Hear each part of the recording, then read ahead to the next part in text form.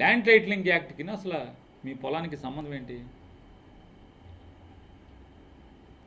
అంటే మీరు చంద్రబాబు పంచన చేరి విఘ్నులయ్యండి ఐఏఎస్ చదువుకుని ఇంత పచ్చిగా దుర్మార్గంగా ఇంత రాజకీయాల కోసం దిగజారి మీలాంటి వాళ్ళు ఈ రకంగా భావ ప్రకటన చేయటం, ఇది మీరు ఇంత విఘ్నులయ్యండి దేశానికి కావలసినటువంటి ఐఏఎస్ ఉద్యోగం చేసి రిటైర్ అయిన తర్వాత మీరు ఈ రకంగా విషం చెమ్మటం ఎంతవరకు మీకు విఘ్నత అది? బట్ ఇది మీకు చంద్రబాబు నాయుడు కోసం మీరు ఏ డ్యాన్స్ కట్టమంటే ఆ డ్యాన్స్ కడుతున్నారు, ఏ ట్వీట్ చేయమంటే అటు ట్వీట్ చేస్తారు.